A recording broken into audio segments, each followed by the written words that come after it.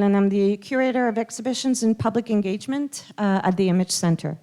On behalf of the IMC, I want to thank you all for joining us tonight for the Artist Talk of Canadian Artists and the 2023 Scotiabank Photography Award recipient, Ken Lum.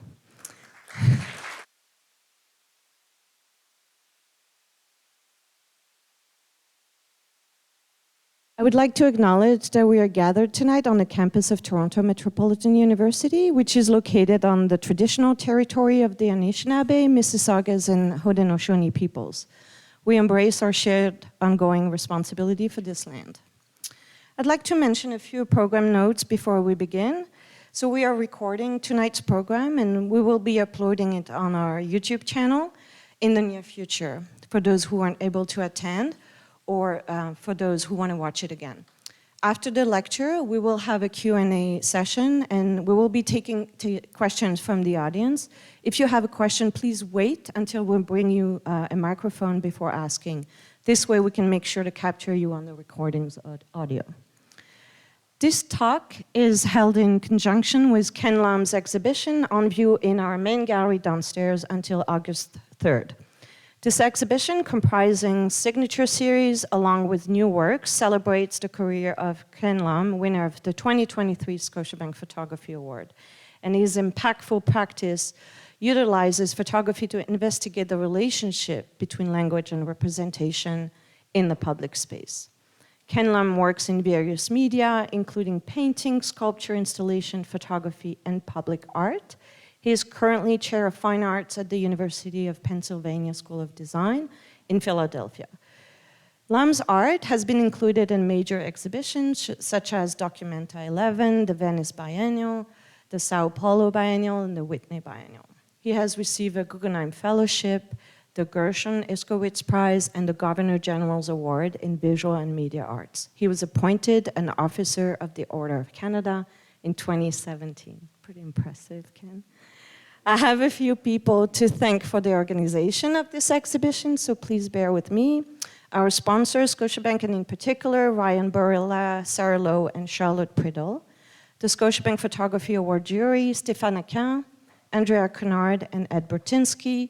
The lenders for the exhibition, Alia Zoe Fryer of Magenta Plains Gallery, Maria Kenilopoulos and Stuart Keeler of TD, Melanie O'Brien and Teresa Sudeiko of the Belkin Art Gallery, and Rick Royal of Royal Projects. And I think Rick is here tonight, so thank you so much. And finally, of course, Bar Gilmore and Alex Olbero, who both contributed to the book that you can purchase on our table over there. Thank you again all so much for joining us tonight. And Ken, the floor is all yours. Thank you.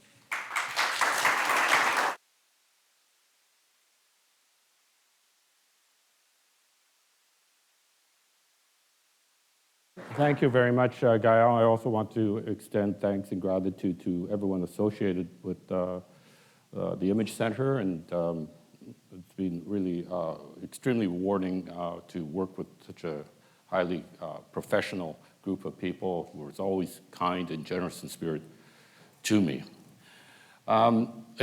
Giving the talks on my work always feels, at this stage of my life, a bit valedictorian. And that's not just because of where I am in terms of my art career, but also specifically in relationship to Toronto, because I've seen the changes in this city over the decades, and I can tell you, maybe I like the city a lot, but I didn't always like the city, let's put it that way.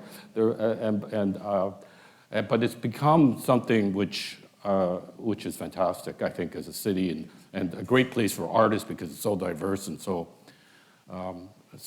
visually rich, right? It's full of communities, so many different issues dealing with how can we make communities better, how can we enhance individual lives, and so on. And I think that's rare. I hope many of you appreciate how rare that is among cities around the world, especially as I live in, a big, throbbing city like Philadelphia.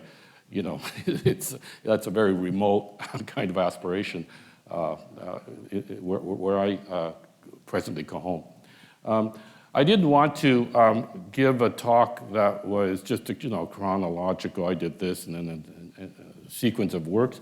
I wanted to make it a little bit more personal, which I don't normally do. So let's see how it goes. Maybe I'll just jump right into it. Maybe the next. Oh, do I do it here? Oh, okay, great. Yeah, this is really going back to when I was a kid. Right? I wanted to show you because I was imagining there would be, I don't know, art students here or something, but I don't see any art students here.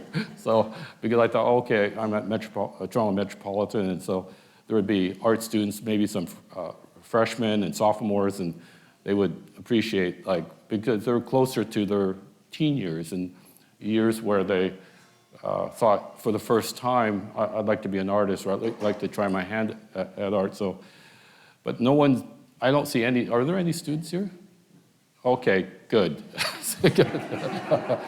That's 3, all right, great, okay. Anyways, this is my conception of art as a child, right? So this is like from grade 4, and that was from grade 8, right? So very, very young, right? And I was always illustrating for, the local library, the posters for sports teams, local amateur sports teams, and things like that. I'm not making any claims that this is art or even great art. I'm making claims that, everyone, I think, at some point in their lives was probably closer in touch with their creative aspirations than what they became. That doesn't mean you can't apply creativity to whatever you do, but I think there was a time where, especially as a child, for most of us, there was more free space and more of a kind of concerted emphasis on art as this ideal to be able to embody your deepest wishes and how murky, whatever, you can define that.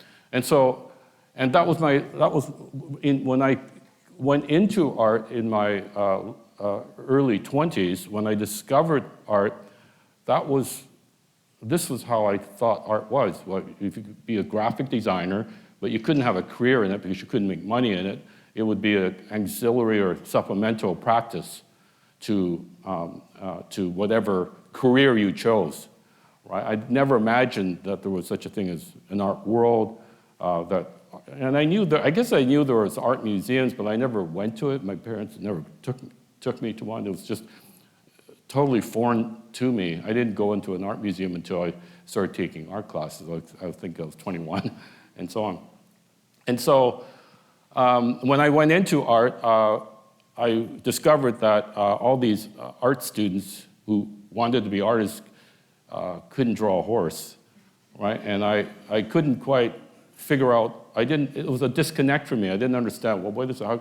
How could you be an artist and you can't draw basic things like a horse, and so on. But then I realized shortly after that there's all kinds of, there's an internal logic to art that I thought was actually more important. And I thought, well, especially with mechanical reproduction and computers coming on even a bit later, but all kinds of mechanical tools that were at people's disposal, the old idea of, the view I was holding was the kind of nostalgic view that really didn't have application to, the replicating or expressing contemporary life and its complexities and challenges. And so, I must have been really on a very melancholic mood. So this is from grade 2. And I've got some womb pictures coming up, by the way. So anyway, so I that's just to say I really liked art, but in a kind of way that, and that's still in a way the idealisms behind this still affects me, and I still want to recover those moments, right? And that's hard to do because the art world is, the art world is a compromised world. The art world is in many aspects, a badass world and a corrupt world, and no more of a world of saving people than any other world, right? So I learned the lesson that being an artist is about how how to lead the life of an artist and get through those long patches of disbelief in art as defined by the art world. And that's always been a kind of challenge for me. And so just want to show you quickly that, I came from a family of sweatshop workers, right? So my whole family worked in a sweatshop, right? And they worked like 6 days a week, and it was not easy. Several members got sick because they used, at that time, benzene and so on, and perished, and so on. And so that was and I spent a lot of time, like by my mother, by her sewing machine as a kid, right? There was a lot of lint. I remember always wear like a COVID-style mask, and huge fans just blowing this lint around because it was so hot, and so on. And then when I moved to Philadelphia,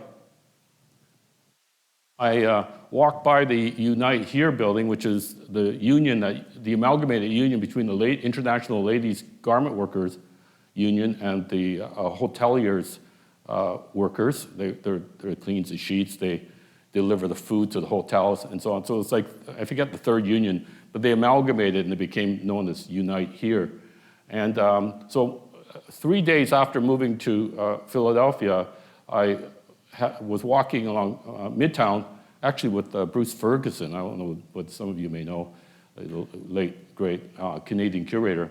And I had this sense of deja vu, and I couldn't quite figure out what was producing this uncanny sense in me. I retraced my steps, and I saw this picture of my grandmother backlit in the lobby of this union building. And what you don't see is it's a whole series of backlit images of different workers, someone cleaning garbage, another person cleaning a hotel room, my grandmother behind her sewing machine. So all these things are salient to how I think. I'm always interested in where do I come from? What is the concept of race? What does it mean to be an immigrant? What does it mean, the exploitation of labor? What does it mean to be in this community as opposed to in other communities? All these sorts of things, I think, if you've seen the exhibition, I'm very invested in through my art. And, gee, wow, okay, it's too late. I can't change it. So, Dan Graham, who's a late, great American conceptual artist, said to me, being an artist is about working out your childhood trauma, right? And I buy that to a degree. I think it is about working out certain things in terms of your own coming into being, right? And so my first elementary school was Admiral Seymour School. And then when I got into art and started showing even, one day I decided to look up who Admiral Seymour was, and I discovered that, and I should put this in proper context. At that time when I was enrolled in this school, it was about 80% working class Cantonese children as students, and maybe even more, and the rest were 10% native children. It was not a wealthy demographic at that time. And then I looked up when I grew up, and I looked up Admiral Seymour, and Admiral Seymour was Lord Nelson, Admiral Nelson's right-hand man in terms of the so-called China campaign, and he was responsible for the administrating of the bombing of Canton Harbor during the Opium War, right? And so I have these kinds of moments where I go, wow, and it's still called Admiral Seymour, and so on. So I don't want to make, it's somehow related to maybe Ryerson, TMU, and so on, right? But I'm interested in these things that are hidden histories, I guess. I'm interested in that, right? Because we all have these kinds of histories and so on. And I think I was a good student. I was always very compliant and very, and yes teacher, no teacher, and things like that. But I'm always noticing these sorts of things. And so my day is, I live a quite a monkish life, to be honest. And I haven't had the TV in over 40 years now, by the way. You can applaud. That's a good thing. All right. But I do think I'm always thinking about these sorts of things, and then that spurs me to read about it, right? Like, what's the history of indentured labor? What was, how did it come about, right? Obviously, it came about in part because of the Opium War and also post-slavery conversion of the exchange of the contract of bodies, which is slavery, to the contract of contracted bodies, right? And somehow the contracted bodies was read as more voluntary when it was highly coercive and things like that. Okay, so, and then I worked, I painted that, open 7 days, 8 a.m. to midnight, right? So I was kind of I did these sorts of jobs as I was 16 and so on, and to make money. And then one day the manager from Safeway said, we're gonna have to let you go, right? And I said, you don't like my work? Oh, the work's fantastic, right? And then he took me to the back and he showed me a printer, right? And he said, and then he printed an S on a sheet this big. He said, this is perfect, right? So, things like that. I don't know how that even relates to, right? But anyways, just. And I wanted just to show you that, and then at some point I got to travel a lot. I never traveled as a kid, or until I was really grown up, except maybe going to New York to visit my grandmother. But I was interested in these, is this in Vienna? Or maybe Poland, I can't remember. Poland, I guess it's Poland, yeah, in Warsaw. So I'm interested in these kinds of signage and the intersections of language and how even if it's completely foreign, the words, there's a phonetic life to it, and that there's a kind of semiotic correspondence to a function or a purpose. And I'm always interested in the kind of eliding my art, extending my art to multiple arenas of space, whether it's the space of alterity, the other, the space of that straddles class lines and so on. I'm always, and also space of different genres of art. And I like tropes, but I like tropes only because I can challenge the limits of that trope. And so I did a lot of these sorts of language paintings when I started out in art. I was really interested in, I came into art at the tail end of conceptual art, so I was really guided by this openness in terms of media and form, and there was this orthodoxy around the question of language, that especially textual language. The textual language you had to have because it was a kind of exegetic breaking down of representation, and it was actually called philosophy, the crisis of representation, and because the relationship of especially photographic truth was somewhat arbitrary, and it was open to abuse and misinterpretation and so on. But I never fully subscribed to that because I also thought as a graphic designer as a kid that language itself, textuality itself was also full of fissures and full of possible illusions with everything else. And so I started reading about lettrism and like Apollinaire's poems and things like that, where the logic of a page, there were French artists that played with typography and so on, and the logic of the page had to be broken up in order to break apart literature as it was understood, in order to open up its possibilities. So I did these sorts of things. I kind of signed it with my name at the bottom. Yeah. So, these were extensions from my non-art life practice as a sign painter, right? And And now people are asking me, can you do some more sign paintings for me, right? But they weren't very popular at the time, to be honest. But now it seems quite popular. And this one I did, it was a special one where these are the 3 of the leading dissident protesters during the Tiananmen Square massacre. So this is like to help that cause. So I don't think I'm an overtly or excessively political person, but there are things I want to participate in, like BLM, and I started a think tank called Monument Lab, which I'll touch on later on. And so, and I do all these supplemental activities like write, curate, and so on, because I always ask myself a fundamental question of, is this all there is to art as an artist? And I don't want to be an artist that's only about the art world or defined by the art world. That doesn't interest me. I'm also not interested in being an artist that worries, I think I'm going to be dropped by this gallery, or I think it's my turn next in the turnover of rosters to exhibit. I don't want to be that type of artist. I think that's equally enslaving.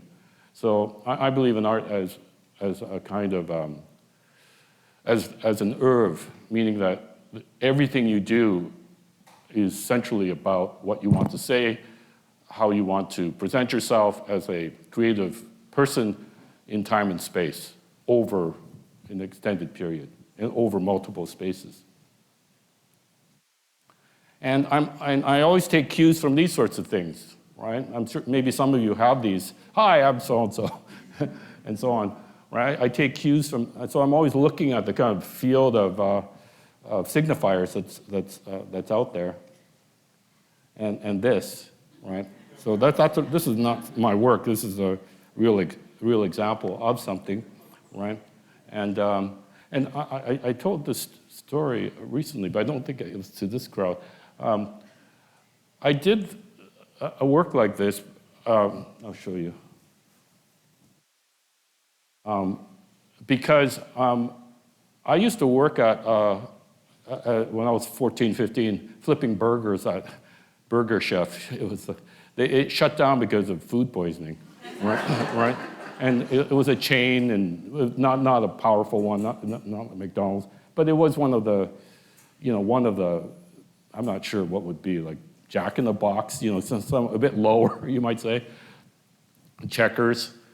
And I was walking with an artist friend, and I forget where, but it's in the United States, and we were walking by a Denny's restaurant, and they had an Artist of the Month, and you could see it. It was all lit up. It was at night, and we could see it prominently featured.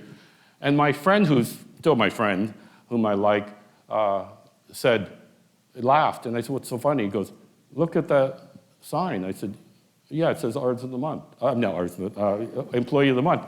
And he said, "It's ridiculous." And I said, "Why is it so ridiculous?" He said, "Who wants to be an Employee of the Month, right?"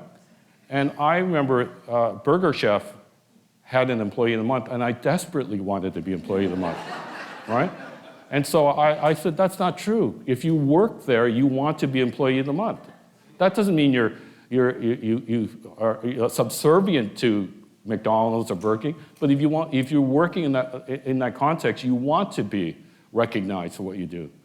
And he just, we had gotten into a small argument about that. But I remember thinking, yeah, that's also something, the insight I drew from that, and whether it's fair or not, I don't know. The insight I drew from that was that, yeah, the art world, and he came from an upper middle class background, the art world have these kinds of blind spots. He couldn't see himself because he's never had that experience working in these places, right? And so I have. And so that's at least I can bring in terms of my work. And I think you see it downstairs.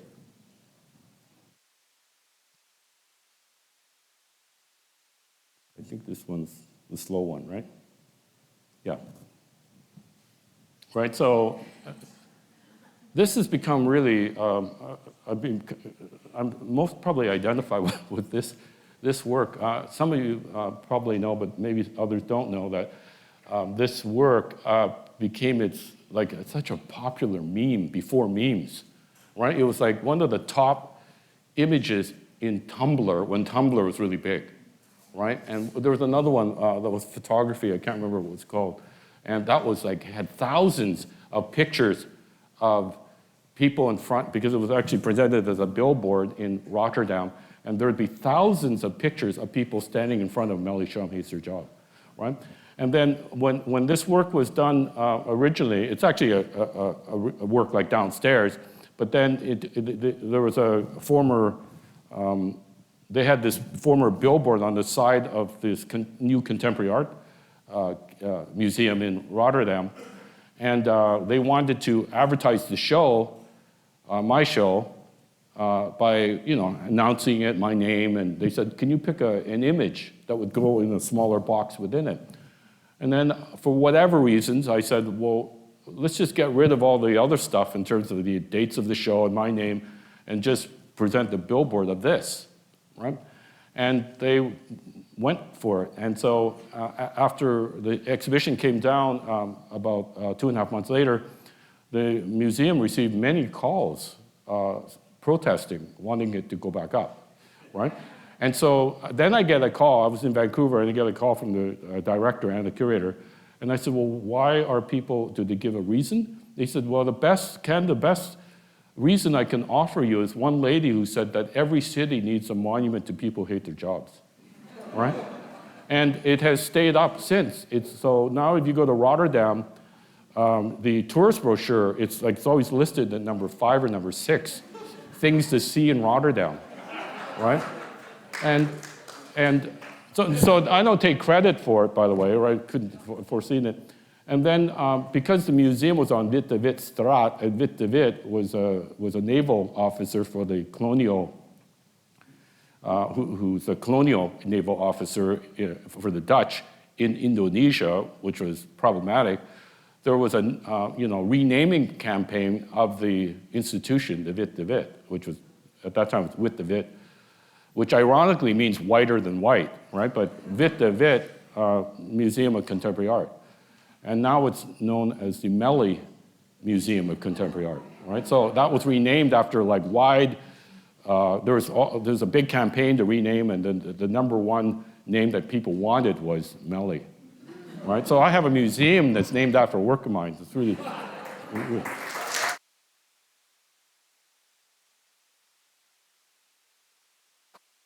And I'm always, I do a series called with furniture works, and I'm always, these came out of, again, my being a child in penury and wanting a better life for my hardworking mother in particular, and these things were like fantasies for me. I would get like the Eaton's catalog or the Sears catalog, and I'd go, wow, the furniture section was like, wow. Amazing. I want those spaces. And of course, they're all artificial. They're all staged.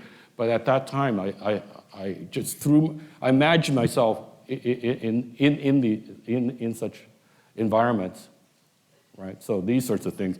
And I'm always interested in, especially like here's a family of difference, right? And they're totally middle class and so on. And so I'm influenced by the visual field around me all the time. And, I'd make work like this, using Salvation Army furniture, for example, pulling them out. And this is actually quite disgusting because there's actually a nest of mice in there. And then, and things like that. And then in the catalog, you'll see some other iterations and so on. And now these are really quite popular. And for the first, I would say, 10 or 12 years, people hated them. People said, it's nothing. I don't get this, and so on. But now it's very. If you stick at a problem long enough, insist on it, I guess people come around. Right? And I also do these types of works, which is not in the show. So these are fictitious signs, and I'm interested in the political economy, right? This is a totally made-up town called Maple Falls, right? So I designed the whole thing, and it's about a whole town basically disappearing. or a memoriam to Shirley Janich, who runs Shirley's Bakery, right? Right. So people ask me, did she really exist? And I say, no, it's not about whether she truly existed. It's about whether such a person is plausible to have existed. That's more interesting to me.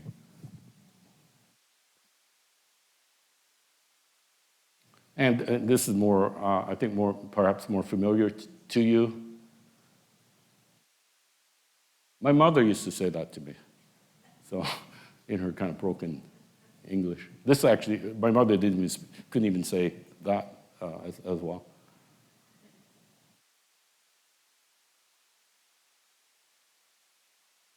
And I'm interested in, like, for the works downstairs, I'm interested in this relationship between image text, of course, because it's so prevalent, this kind of captioning, this logic of attribution, right? Merely because of geography. The image is next to this text, and the text is next to the image, and so therefore it must have a relationship, right? It's just purely, in a way, it's purely arbitrary, in the sense that, I could have come up with an infinite number of other texts, right? And I could have even had an infinite number of different pictures, I think. I don't believe in this, there's only one perfect picture, there's only one perfect relationship of form to content. I believe that form and content often appear as opposites in the most surprising ways and unexpected ways. And so what happens here is, what I'm interested in is how it's always about situations where people are at the limits of speech, limits of language, and he's obviously maybe nervous or a bit tense. He's doing it for some kind of immigration or learning a language and so on. His name is Fung, F-U-N-G, but in Cantonese it would be Fong, so it would not be F-U-N-G, it would be Fong, which is maybe written differently in English, certainly. And then in Mandarin, I'm not sure what it would be in Mandarin, and then also because there's repetition or varied repetition, it creates a kind of mantric quality from the text to the image, right? So I tried to create this kind of oscillation that calls attention to and demands duration of viewing, and so on. And then lastly, the person reading the text, the voice you actually hear is your own, right? It's the viewer who actually announces the text, right? So there's a triangulation that takes place between the subject and even the subject as imagined by the text, in the sense that that's a voice of some subject. So I'm always interested in these kind of circulations of individual and in the context of others, in the context of the conditions of being another, right? The conditions of otherness and so on.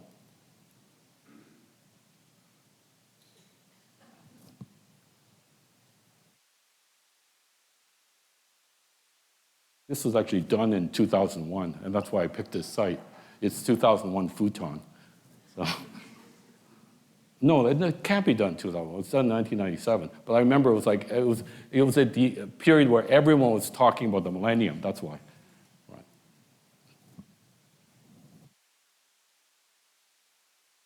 Don't be silly. You're not ugly. You're not ugly. You're not ugly. It doesn't matter what she says to her friend. She's never going to persuade her. Right? So, and it's complicated by ideas of beauty and the logocentrism around race and so on. Can I show this? It's too late.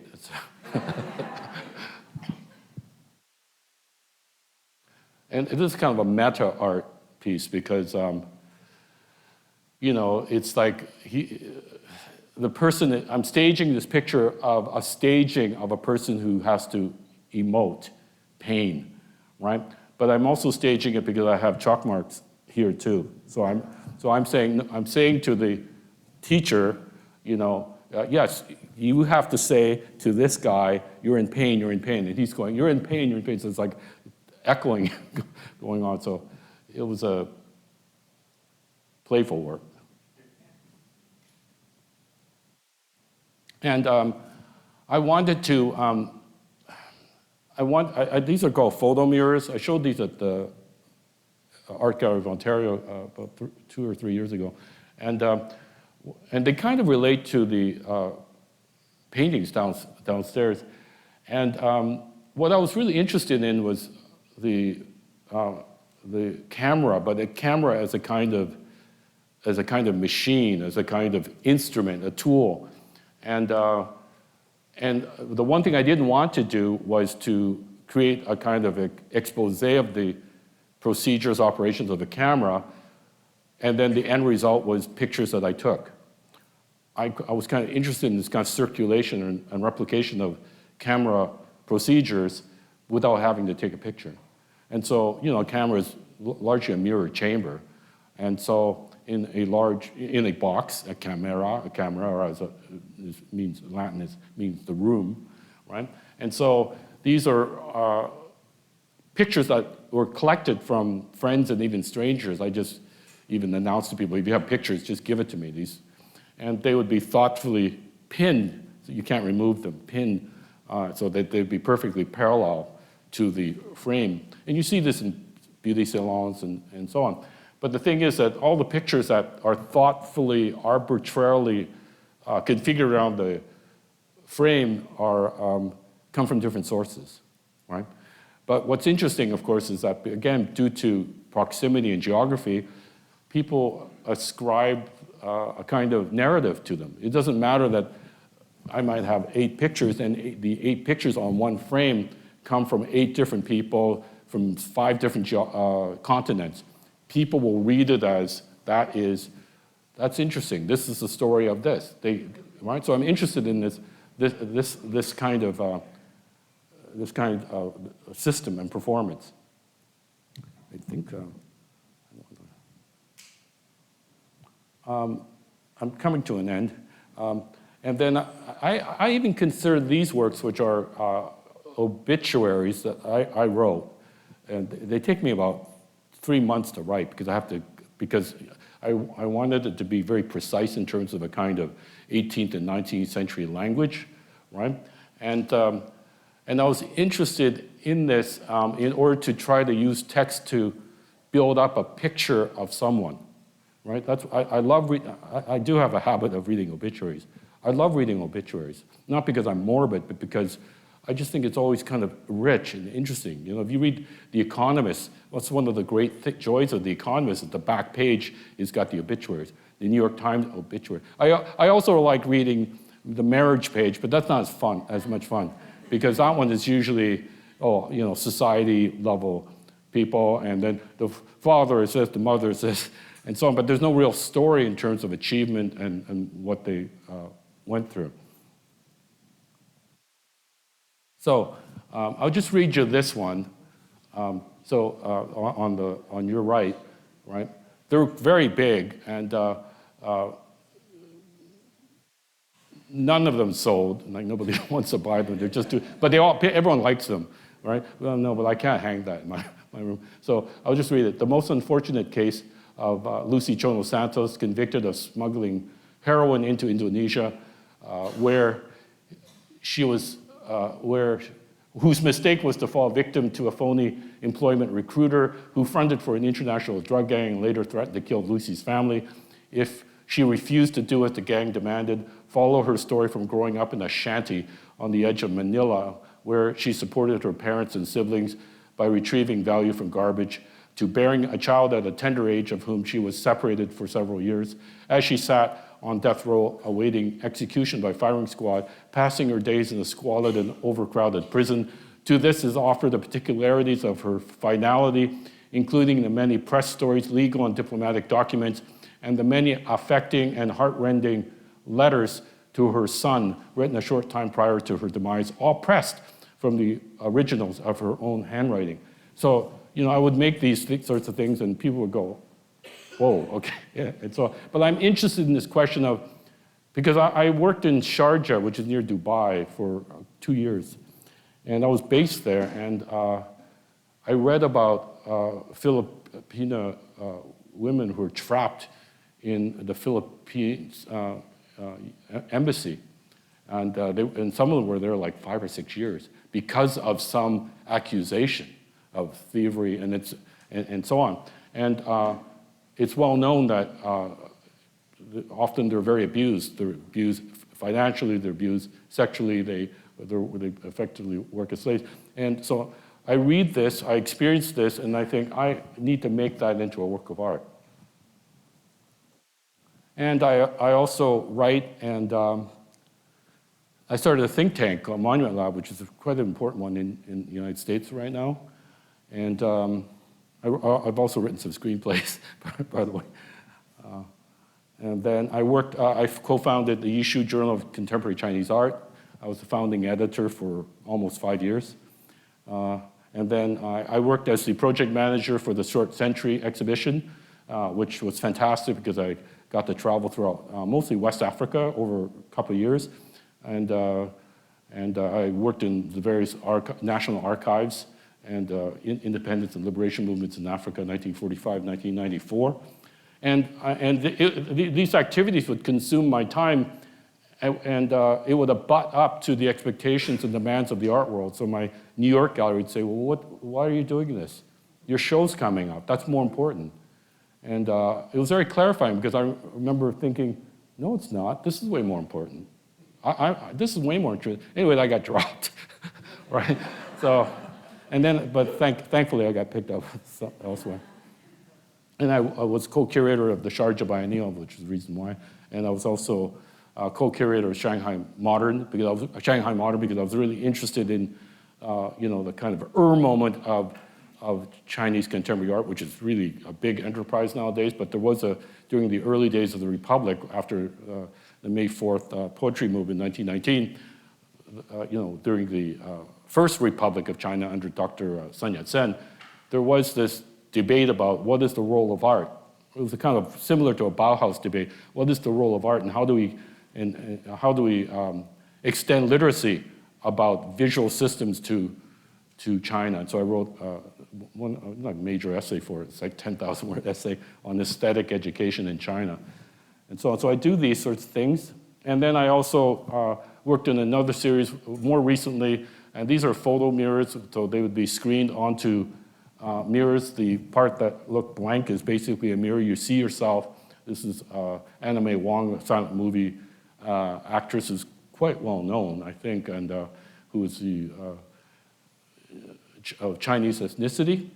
And it was a bit tragic because she was typecast as a dragon lady in almost all films. And then when she wanted to be in the lead in the Pearl S. Buck movie, The Good Earth, they gave it to a German woman, right? And of course, they put in some kind of elastic to tighten the eyelids and so on.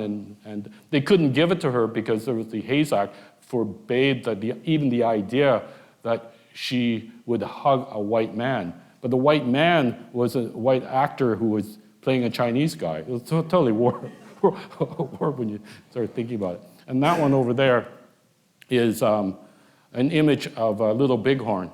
And so you stand there and you see, these are almost 2 by 2 meters. And so you stand there and you see your reflection in front of it.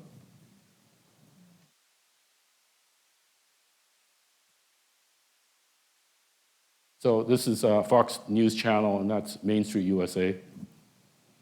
And then I'm going to end it with just a couple of sketches of my kids. That's it. Thanks a lot.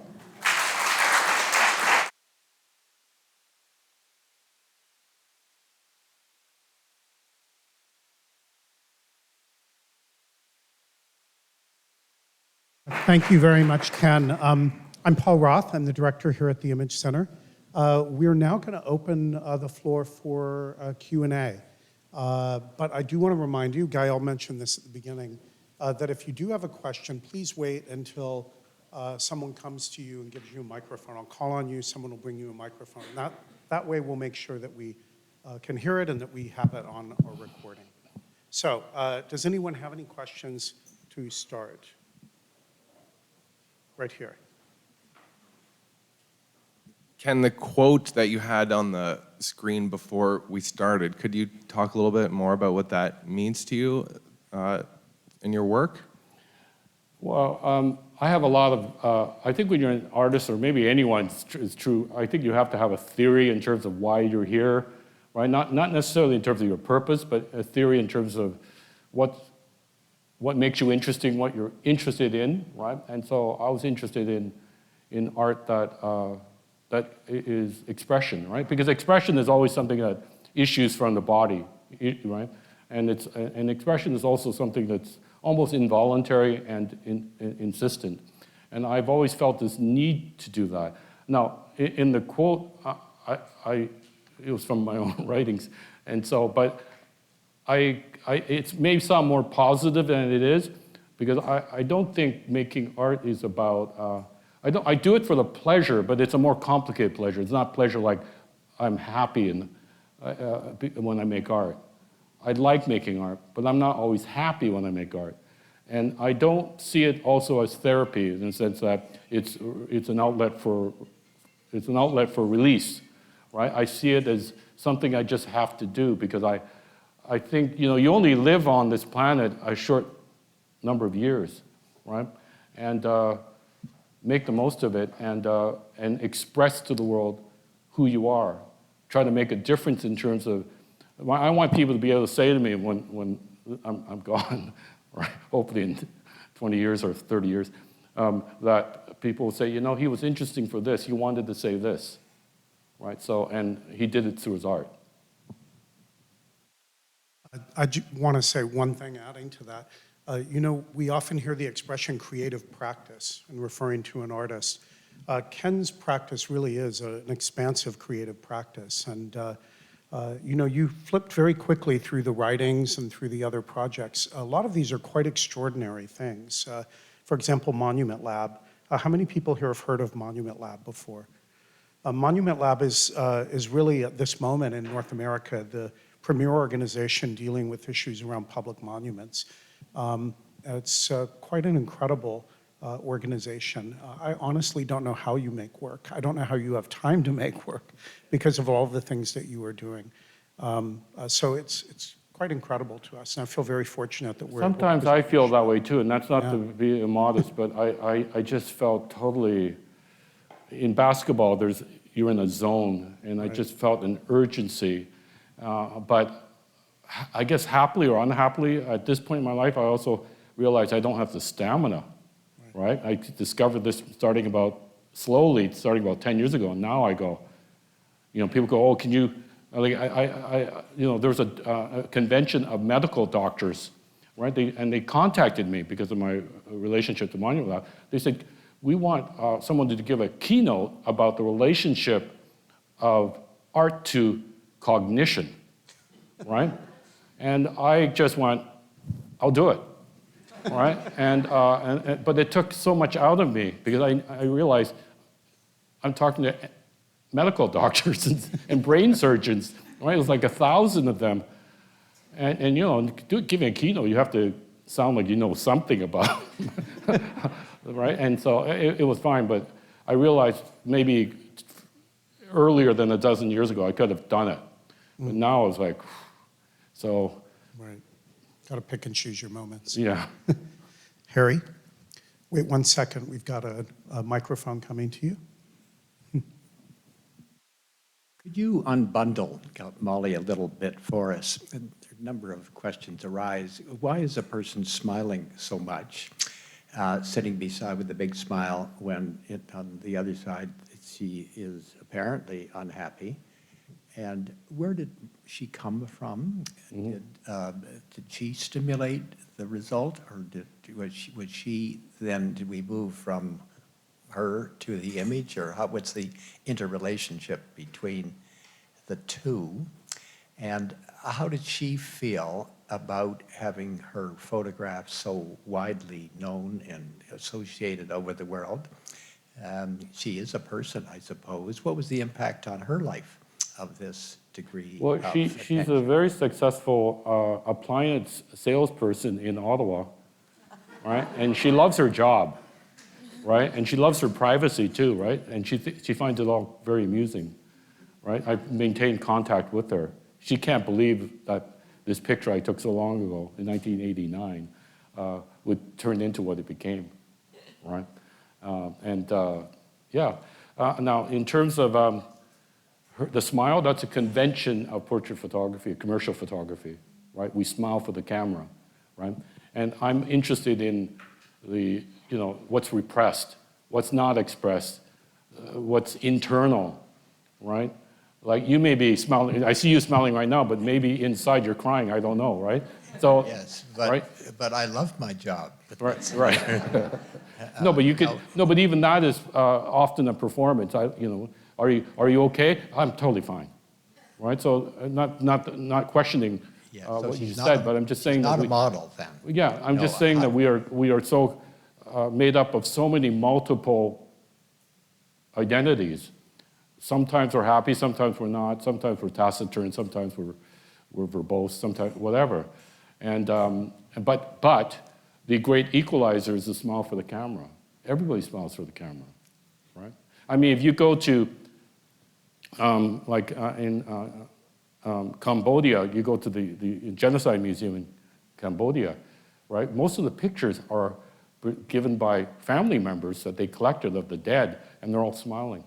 So was this a statement about society as such that it have an ideological? Well, I think it is about, I don't want to over-psychoanalyze it, but I think we smile because that's the expectation.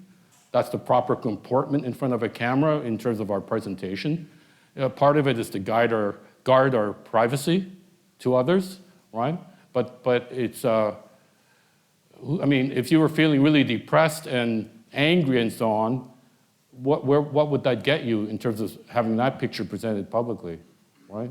That would just be like a confession of something, and you would not be playing by the rules. We all have to conform to rules that are kind of predetermined for us, right? Even in terms of our circulation through a city is already guided and preconceived for us. Sometimes for good reasons, right? You stop at the intersection. If it's a red light, you lots of rules like that, right? But there's lots of rules that we internalize that I think diminish our sense of individuality. There's lots of that, and I'm always interested in that question. Yeah, did it refer back to your mother's experience? Well, my mother's experience was a very tragic one, right? She passed away even well before I made any sense of my life. Being unhappy in her work, I meant. Oh, she was totally not happy. It was a horrible job. Yeah. Over here.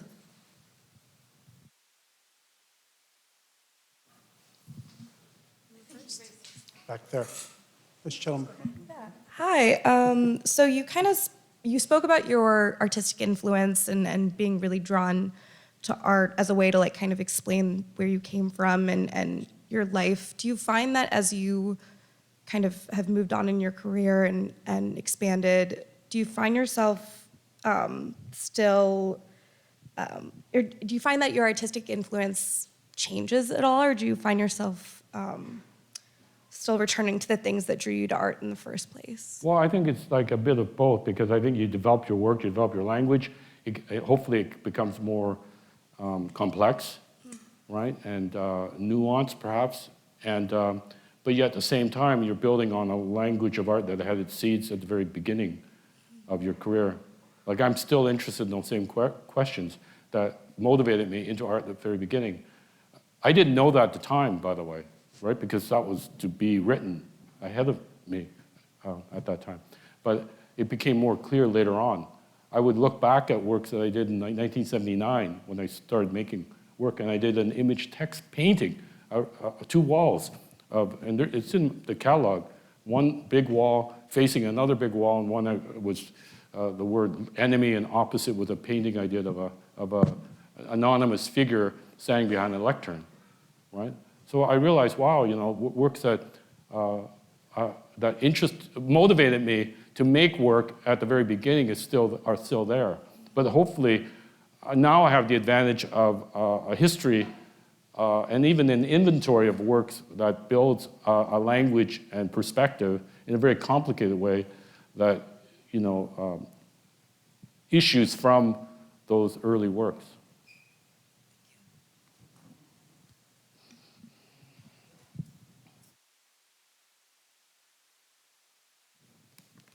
Yeah, thank you for the talk.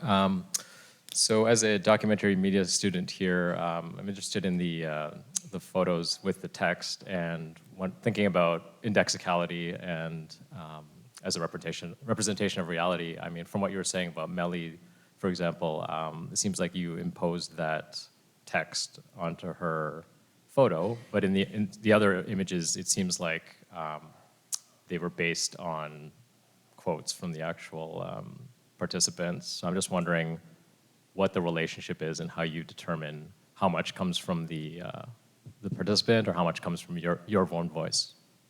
Well, they all come from my own voice, but Melly was done, many years earlier than the image text work you see downstairs, for example, that series. So the image text works that I showed with the repeated variations, like you also see downstairs, that could not have happened without doing works like Melly, right? I was interested in the kind of parallelism of publicity culture, publicity conventions, right? Which kind of imprisons us as people and defines us, right? Except I wanted to convert that type of logic into an internal voice, right? Which is not what you're supposed to do, right? You're supposed to buy Coke, right? Or, I don't know what, just do it, whatever, right? And so on. But instead, I converted it into a slogan using the tropes of commercial language as a conduit for an internal voice. But so I'm just curious, like, so is there any connection to, like, is there any of the participants' like voices in there, or is that like 100% like your sort of? Oh, sometimes I might say, I'm open to any input you say in terms of, do you think this sounds natural? And, because, since I'm formulating all the text, I don't want it to read like it's my voice constantly. I want it to seem more natural.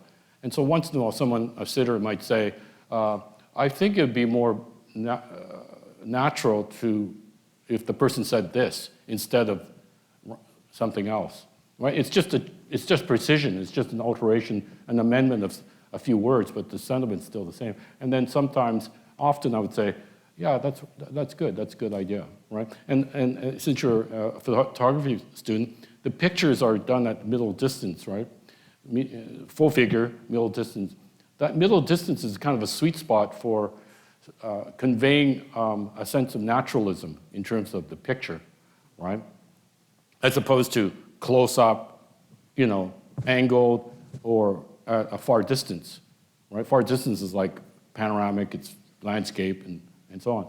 And so that middle distance is usually a complicated one. And so I use that in order to make it look natural, and that's why I get a lot of people to ask me, well, how did you get this picture, right? But I think if you were standing in front of it, not you because you're in photography, but long enough, you'd realize there's no way that I could just happen upon that picture, right? Okay, thank you.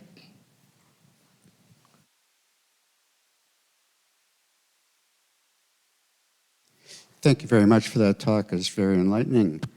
I wonder if you could possibly speak about your creative process in conjunction with the process of raising children for you.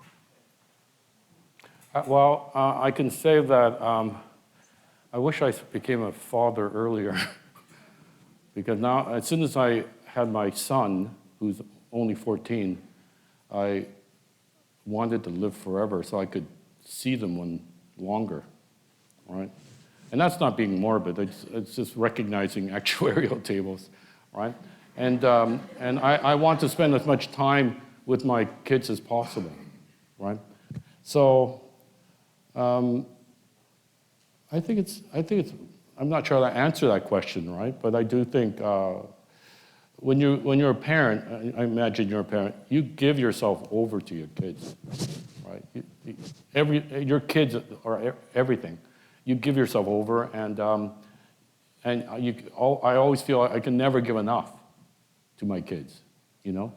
And so like even now I go, my kids are in Philadelphia, I need to talk to them, and so on. So I take it, everything I do is kind of philosophical. I'm really interested in philosophy. I read a lot of books, you know, history books, philosophy. I don't read so much novels, unfortunately. You know, it's really strange, but I love reading philosophy and biographies, you know, like Miles Davis biography. I don't know if you read that. It's kind of wonderful. I just read the wonderful biography because it's like, you know, basically if you took out the F word, it'd only be about 6 pages, right? It's like, right? It's a kind of a great book, you know, and so on. So I don't know how to answer that, right? It's just another stage, and I think all of it's, you know, live life to the fullest, as the cliche goes, right? But that's true. Do you feel the same way about your art, that you wish you could give more? Or do you feel that in your art, when a piece is finished, it's complete, and you don't have that same... Well, as I alluded to earlier, I don't feel that, I don't believe in this kind of art world thing, which is one, the metric of sales is a measure of quality. I don't believe in that. I don't think, for example, Jeff Koons' work is an incredible masterpiece because it sells for $6 million at an auction. I just don't believe it. That's more like the gamesmanship of sales and transactions and so on. And I also don't believe that, especially in the art world, and maybe more so in New York, it's a very unforgiving world. So if people can't quite reconcile what you're doing with the earlier work, and there's not really good reviews, right? You're not forgiven for it, right? So that means that, because I think an artist, I make work, I don't want to characterize it as I make work that's stronger and make work that's weaker, but I make work that I have to make in order to make other works. And they may not seem so clear to someone else. And so I'm interested in, as I said earlier, the oeuvre of my career. That is the totality of work that I make. And so every work contributes incrementally to a part of me, expresses something of what I want to say. So I'm not interested in the question of, it must be a chef-d'oeuvre, you know, like a masterpiece, each work, or whatever that means. I'm interested in, that's interesting. If we step back and we look at this series, we look at a number of works, that's interesting, right? I don't need people to say, that is incredibly perfect. I don't have that type of ego, right? So I'm more interested in, yeah, that's meaningful. What's the dialogue that the work sparks?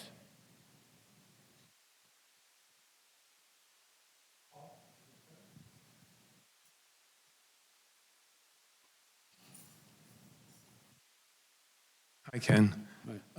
This actually dovetails a bit with what Lauren was saying, because we've been sitting with these images of your children, and I'm trying to remember your Instagram account for a while there, and I think that's when I was first introduced to the drawings. And I guess it was kind of diaristic entries, a bit of a meditation on time. And I'm noticing the date, July 11, 2020. I don't remember if it was a pandemic project. No, it was something much more mundane. Very compelling. It was very mundane reason, which was that galleries that represented me said, we really want you to have an Instagram account because it would help us, right? And then, I was loath, I'm not on Facebook, I was loath to be on social media. I don't have a TV set, right? The only thing I listen to is music, right? And so, and that doesn't mean I don't stream once in a while off my iPad, right, a movie, but that's about it.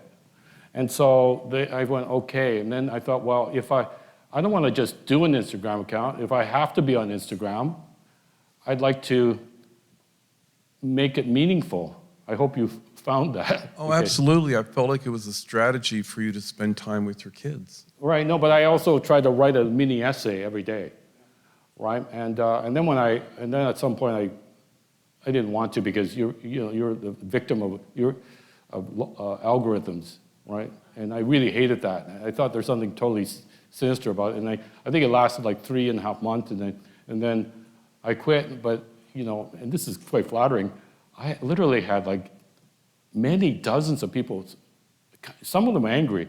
Why did you, I needed your Instagram every day. I look forward to reading your Instagram. Well, it's a bookwork in the waiting. Is it still available to refer back to? I don't know, I haven't checked my Instagram, but I deleted the content from a latter one. Someone said, oh, you should print out all your Instagram entries as a book, right? It's an idea. Yeah. But that was a mistake. I really regret going into Instagram. I have my LA galleries here, so we may get into a fight about that. Thank you. All right, we have time for 2 more questions. Louis here is a prominent Toronto artist. Thanks, Ken. I found your talk very moving, and it circulated around kind of different understandings of work. You started talking about creativity and the kind of creative impulse that everyone has.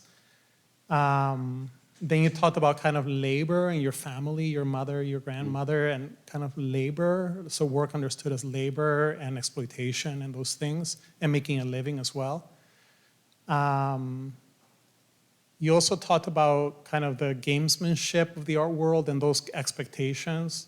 And then finally, you talked about the idea of artistic work as an oeuvre, as a kind of sustained practice that's really not the same as the gamesmanship of the art world. And I just found that constellation very interesting. Like, I don't think I have a particular question about it, but I'm just observing that this seems to be a kind of thing you're really like focusing on these days. Yeah. Well, I think I do look at life as like one big, even constellation of contingencies, right? Like I see you and me, and I hope I'm in you. I know I'm in you somehow, because even the molecules that's coming out of my mouth are flowing through your body, right? I mean that, right? And so we're all kind of, you know, in each other, right? And so I think those things are very profound and meaningful, right? And I think one thing that keeps me active is intellectual curiosity, right? My son always asks me certain questions. I said, well, Linus, why don't you look it up? And then we can have some discussion. You have to, right? So I'm trying to teach him, right? There's a method to learning, right? And then he comes back to me and they say, well, do you feel that was factually true? How do you know that, right? And it's a process, right? And of course, it has to be negotiated with lived experience all the time. I think when you see my art, I hope my sense of lived experience, which I hope to call up in the viewer, their sense of lived experience, is always near the fore of the content of my work, of the work. I see your work my parents live in the suburbs, which is very multicultural, and there's lots of malls and plazas. And I always see Ken Lum everywhere when I go to visit them. So I definitely feel what you're talking about. Thank you. Thank you. All right, time for one more question. Anyone back there?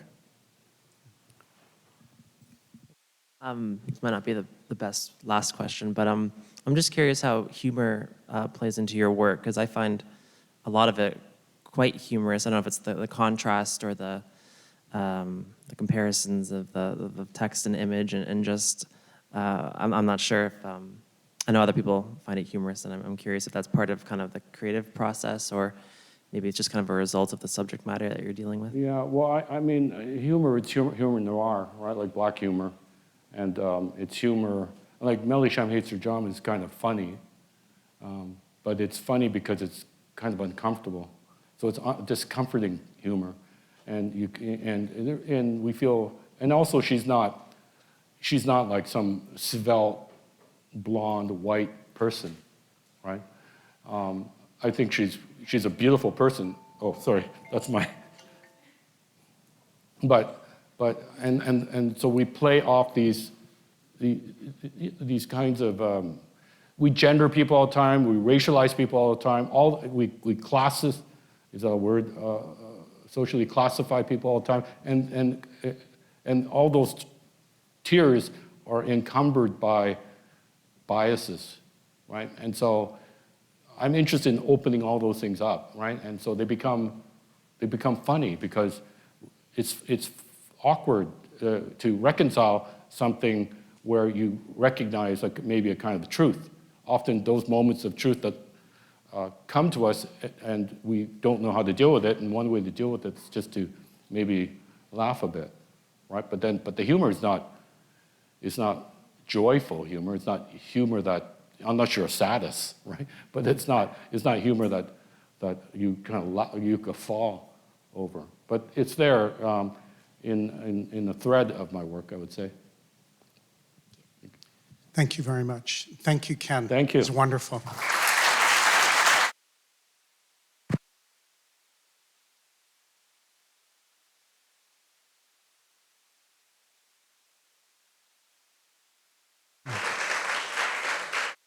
I want to thank all of you for being here as well. Thank you for your wonderful questions. If you haven't seen Ken's exhibition, or if you would like to see it again, please do come back. Unfortunately, it's not open tonight, but we are open through early August, and we would love to have you in our galleries to see the show. Also, if you're interested in Ken's book, it will be for sale right now, right over here at this table. Thank you again.